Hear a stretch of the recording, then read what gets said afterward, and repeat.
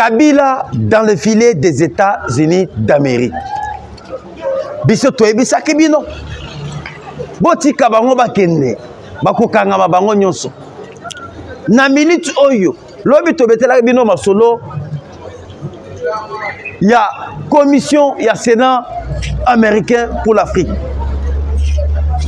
C'est ça qui, à ce qui concerne le minerai stratégique, il y a République démocratique du Congo. Mais dans la minute où il y a décision et où tu kokweya. Hein? Babongama. Et belé bakokangama. Bandeko Balandigno, surtout il y a Olivier les news de télévision. Je pense que Oyo Ezali chaîne Yabino, il y a Congolais de père et de mère. Chaîne Oyo et Kobanda informé bino à temps réel. Le lot na elebino na 3 sujets à l'ordre du jour. Oyo tozali kobenga masolo ya mboka. Masolo ya peuple. Ya liboso toko solola na bino na Oyo etali décision ya Sénat américain.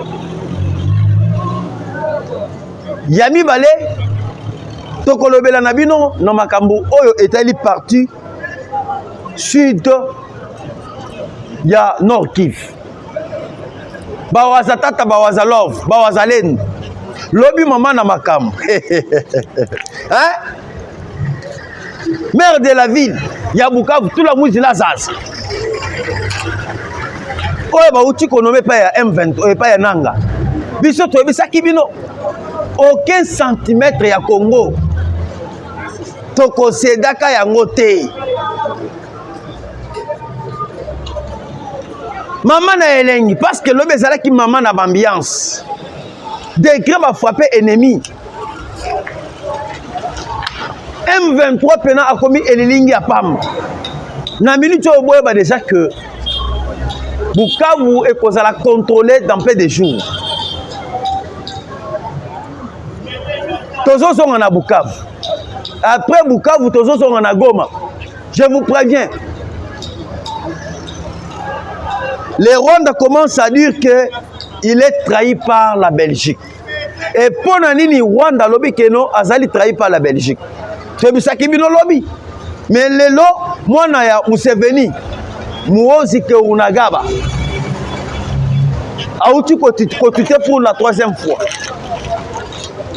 Mwana Museveni abandi kotute azali kosenga basambele la pona ye. Et pourquoi mwana ya Museveni est allé plus loin ya kosenga pour te basambele la ye. Toko solo na bino aw. Na 3e sujet à l'ordre du jour. Je pense que toko partager d'abino na oyo etali consultation. Mais c'est Vital Kamerhe s'apprend à Jean-Pierre Mbemba. Parce que dans la consultation, la première personne à être consultée, et c'est le Premier ministre, Madame Judith Toulouka Soumino. La deuxième personne, Ezalaki Mbosso Kodia. 3e, Kamerhe et le tout consort. Nabasama Lukon. Baonyo surtout Bayaki na consultation. Mais pourquoi Kamerhe s'apprend à Jean-Pierre Mbemba? Toko solo la nabino lelo.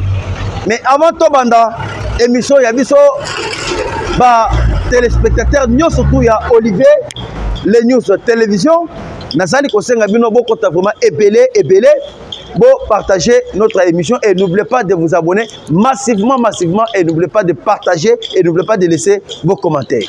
Alors bandeko na minute oyo ndenge tozali koyebisa bino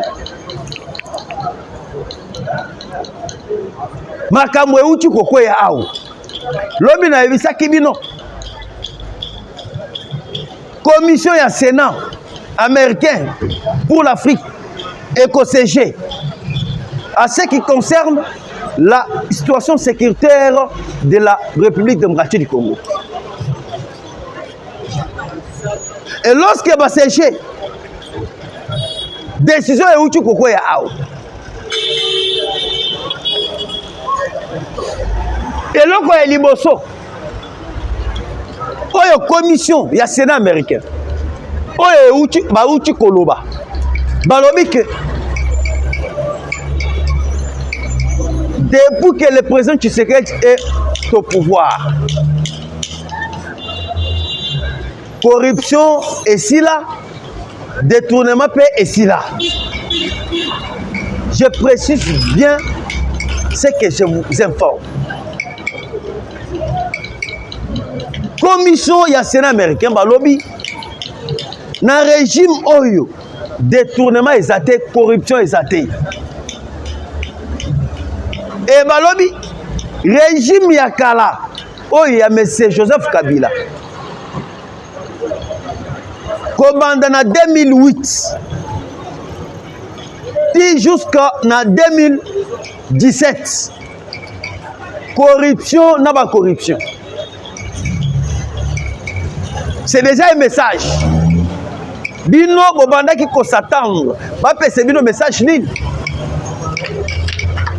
oyo ezali message ya Sénat américain. Parce que avant que le Sénat américain ait traité makambo ya RDC, Sénat américain basé là qui n'a pas approbation, il y a administration, il y a M. Donald Trump. Et lorsque Donald Trump a approuvé, aujourd'hui ça devient le tour,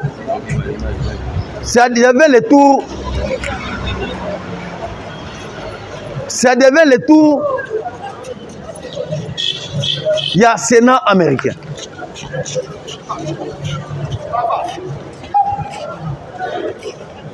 Ce qu'on est actuellement, boyeba. Makambo est changé. Makambo est changé parce que personne ne peut pas encore oser de revenir au Congo. Il y a Kosakana Naba Congolais.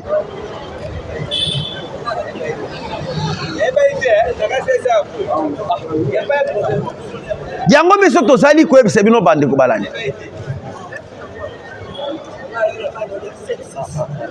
Et le Sénat américain, ils ont décidé Yakoya awana ba société ebele.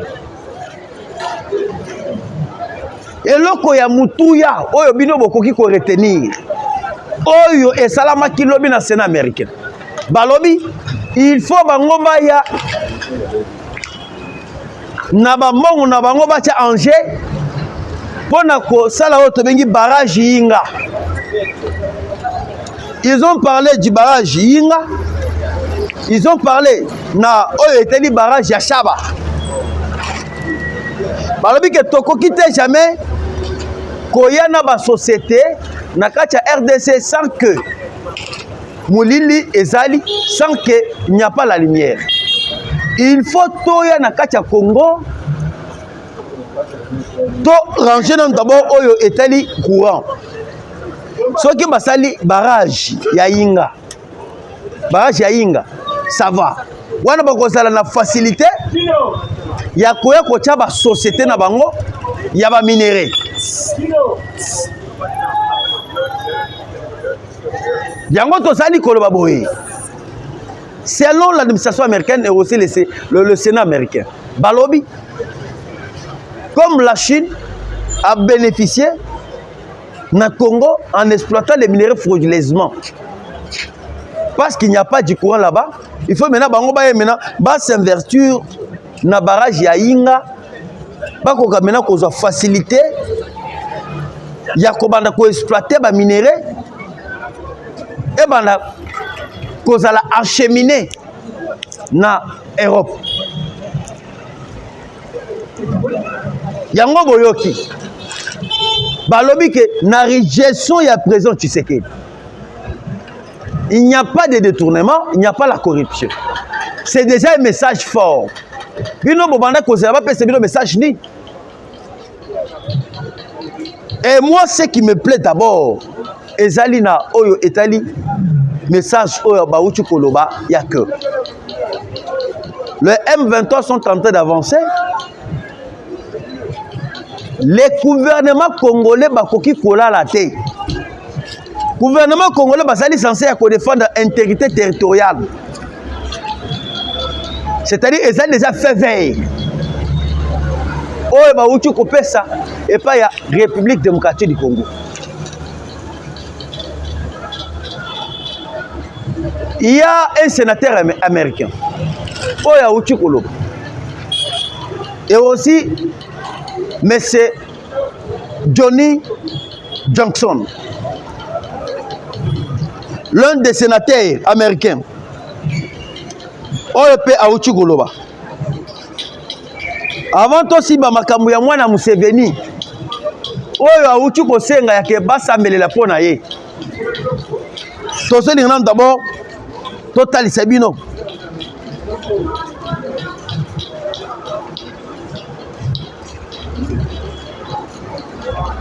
na makambo oyo ba sénateur américain balobi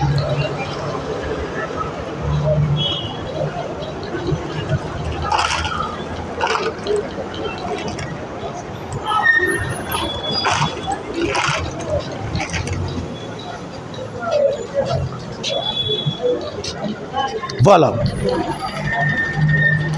Monsieur Jackson Oroni, alobi, la RDC est le pays le plus riche du monde. Celui qui parle, c'est un Américain, Jackson Oroni. La RDC est le pays le plus riche de la planète. Mais je crois que certaines choses doivent se produire et je ne sais pas exactement quelle est la solution pour y parvenir. L'Est de la RDC doit être une région où tout le monde a intérêt à ce que la sécurité soit assurée, à ce que les entreprises étrangères puissent venir investir dans la région. Et boyoki alobi Congo ezali mboka ya munene ezali na ba richesse ebele. Lelo sans le Congo le monde ne peut jamais vivre. Yango ozali koyoka tous les pays étrangers batie misu na kati ya RDC. Mutu nyonso to aza na posa akota aiba. Yango oyoka ke bango balingaka jamais un président oyo azali fort, un président qui y travaille pour les intérêts du peuple. Bango balingaka toujours un président azali faible, ya ko manipuler, ya ko utiliser.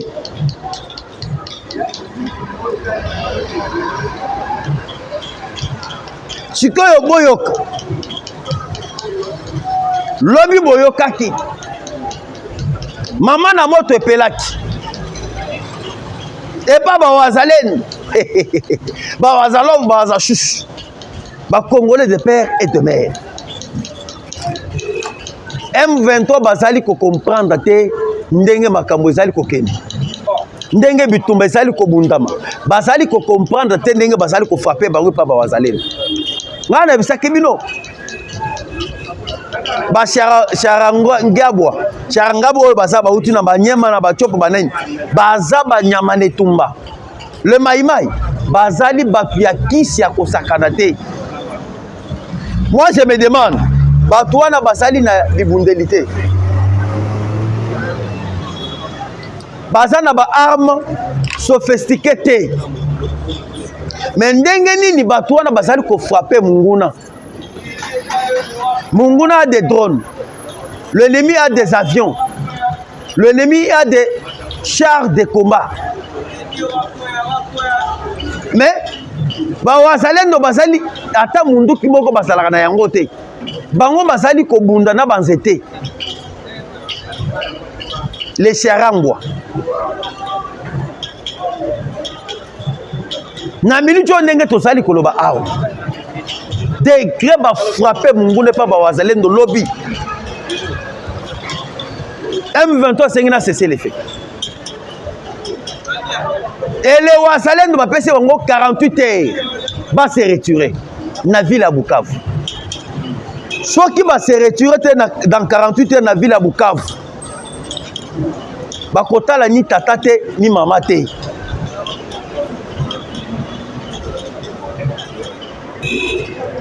Na minute on ndenge tosali koloba awo boyeba déjà que bawazalendo bazali à quelques kilomètres na aéroport ya Kavumu parce que lobi bakendaki ko récupérer plusieurs zones ya bakare minier oyo babanda ko exploiter parce que na kati ya oto biki Katana. Katana, nous avons plus ou moins 27 carrés miniers. Na Katana, nous avons de l'or. Na Katana, nous avons du coltan. Et bon, Azalem de Mokoti na Katana, Tozali Koueb Sebino, Bakale ennemi sur les 4 coins.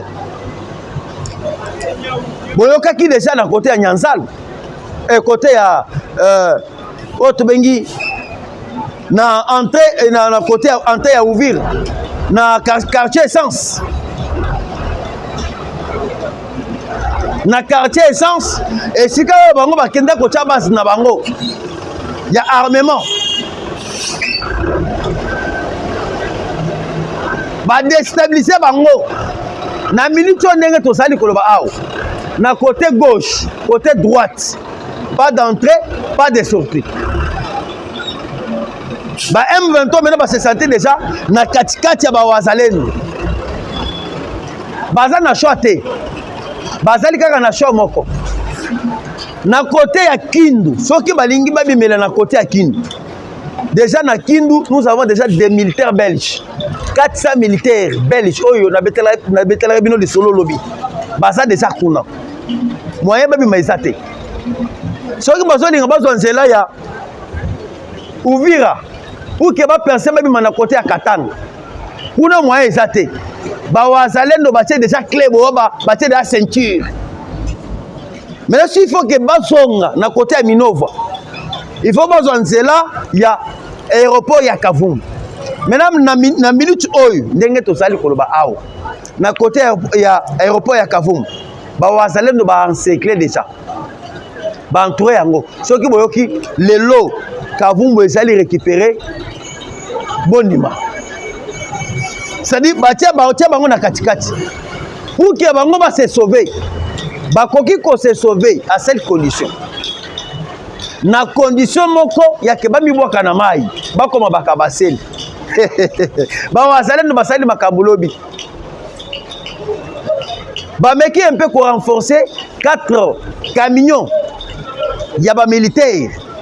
Et pour renforcer bango na côté ya l'aéroport de Kavumu. Na minute déjà des bandits de côté li bango. Nga na moni pena M23 sondoli pena teni. Na minduki. Oh les M23 ont des armes sophistiquées. Ba sondoli minduki. La patrie ou la mort. Et moi il y a une chose. Le Rwanda commence à dire que non, Belgique est trahie. Et ça pas maté. Belgique a outil repère RDC sans drone. Il y a attaque. Dans 50 drones, il y a surveillance. Et moi, que Belgique est un grand pays dans l'Union européenne. Comme plusieurs pays d'Afrique, dans plusieurs pays, il y a Europe. Basali Kosal est l'apport de la Belgique. Toutes les armes, avant qu'il y ait un Rwanda, il faut passer par la Belgique. Maintenant, dans la minute où il y a déjà que la Belgique a la carte surtout il y a armement, il y a Rwanda dans Maboko. Lorsque la Belgique a eu, il y a un moni, koto oyo bawazale no bazali pena ko beta ennemi. Yango yoki Belgique, Rwanda lobi que non, je suis trahi par la Belgique. Après frappe il y a lobby. Moi na ya Museveni à lobby. Soi-disant un homme fort commence à pleurer. Tous ces pays ici-bas, bokoki komata bosali nyonso et boyeba ke Congo ezali ya ba Congolais. Congo ekotikala jamais ya ba Rwandais, Congo ekotikala jamais ya ba Ougandais. boye bale moni Kabila ndenge basali na bananga wana sort na bango ezali mabe et sort na bango ezali déjà scellé bako kene nulle part et boko yoka d'ici là mandat d'arrêt international contre Kabila makambo ya Minaku na no silinanta makambo ya Minaku ezali na ba version ebele Minaku bazali na ba dossier ebele c'est là où boko yoka ke Kabila komi na prison Makala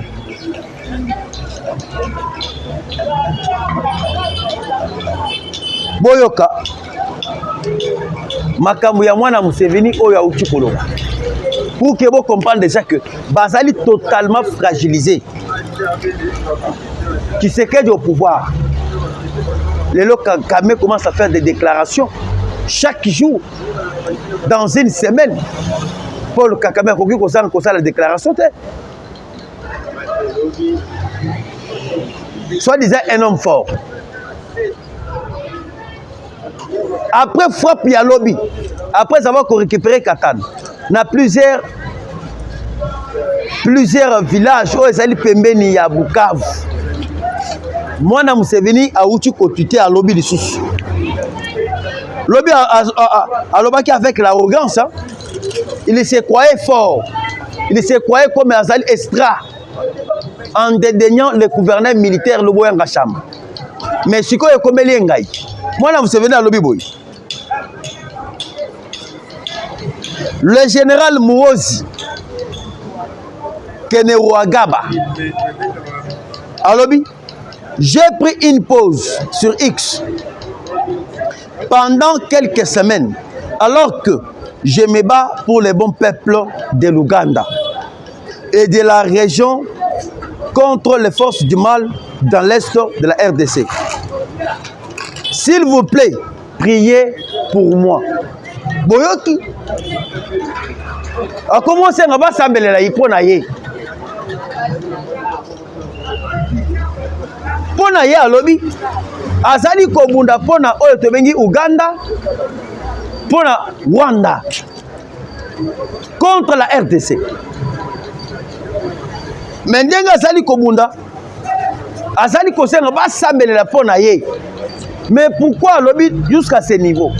Bon comprendre déjà que na minute oyo ndenge tozali koyebisa bino. Fini la récréation. Parce que départ il y a Kagame et Zali départ il y a Museveni. Départ il y a Museveni et Zali départ il y a Muhoozi Kainerugaba.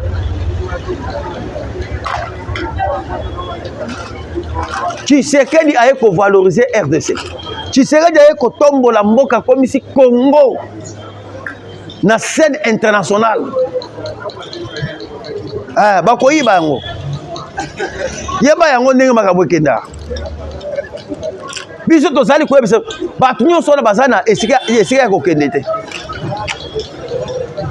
Yango bozali koyoka pena babandi kolela basadari koto oyo. Nanga telemi koto alobi ke non bakomo ko traquer bakomo la chasse aux sorciers. Na bato ya PPRD.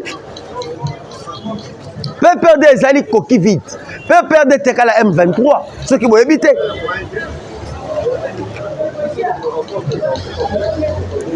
Si on a minute déjà,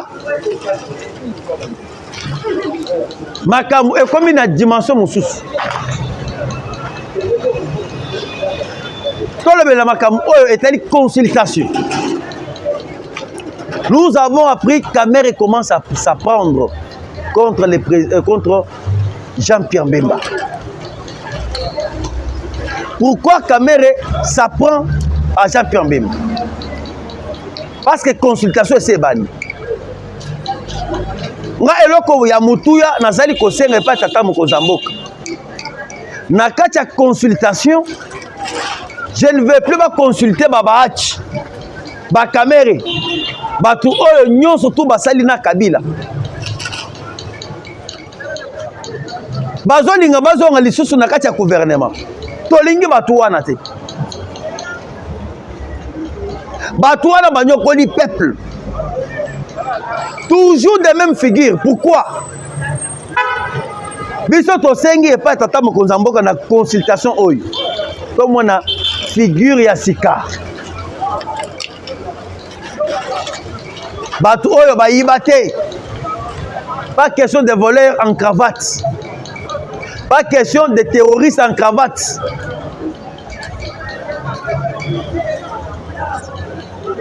Na consultation, moi j'aimerais que va consulter le peuple. Bukavu Ekweya, caméra fana dans l'Assemblée nationale. Bahati a fana dans l'Assemblée nationale. Personne n'a parlé.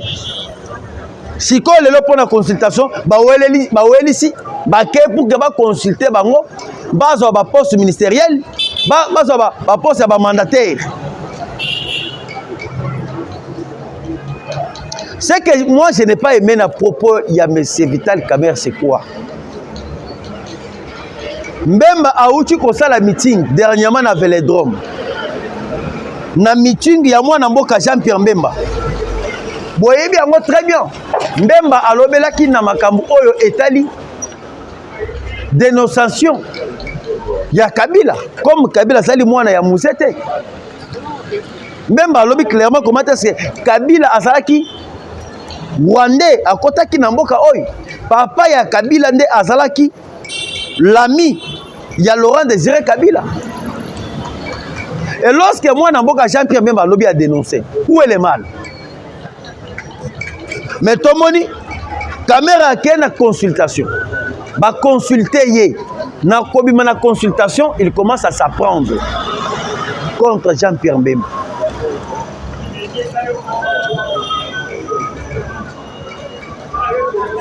Qu'est dit d'abord Monsieur Vital Kamerhe? Alors, le président Félix Antoine Tshisekedi en ce moment doit faire en sorte qu'on ne puisse pas tolérer que n'importe qui passe à la télévision en son nom pour nuire à cette démarche de chercher de la cohésion nationale. Il ne doit pas y avoir de contradictions entre l'objectif et la pensée du chef de l'État et les actes posés sur le terrain par les institutions et les individus. Il ne faut pas frustrer les gens davantage si nous voulons aller très loin. Président de l'Assemblée nationale, Vital Kamerhe, na consultation. Yoboyoki makambo Kamerhe alobi. Bokoki kokende na terrain, bobanda ko mobiliser bato. Bobanda ko pesa message o ezali contre le chef de l'État. Bokoki ko frustrer bato te. Quels sont les gens que Kamerhe parle que Bazali va frustrer? Oyo mbe Bazali na kati ya ko frustrer. C'est Katumbi, c'est Kabila. C'est même qui a parlé. Même mandé à lobby que Kabila Zali congolais. Même mandé à lobby que Kabila Zali étranger. Il y a un moni Kamerhe jusqu'à présent, Azali Kobomba plan naïe. Plan caché. Et moi, Nayoki Moutoumoko ya INC, alobi, comme Kamerhe a été arrêté. Pour Nabango, ezali lokola humiliation. Et Kamerhe jusqu'à présent, Azali Kobomba et Lokomoko. Il y a un ministère caché où Kamerhe Azali Kobomba.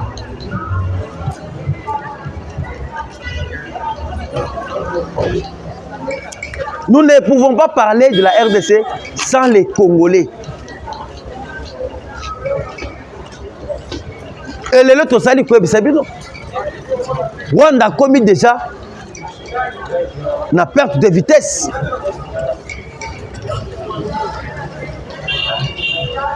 Boyoki déjà décision. Il y a EAC na SADC. Respectons d'abord l'intégrité territoriale de la RDC. Et moi, il y aura une bonne nouvelle dans peu de heures. Bokoyoka ke Katana et Bokoyoka que Lubero, l'aéroport de Kavumu, récupéré par les Wazalendo, et Bokoyoka que dans peu de heures, Bukavu est allé récupérer. Parce que décret ba Wazalendo bazali déterminé. Il y a un mal sécurité. Merci vraiment Ebele. Naba oyo nyonso bazwi bakubalamu ya kozabiso na chaîne oyo ya biso Olivier les News Télévision. tokutana bino mbala sima. Bye.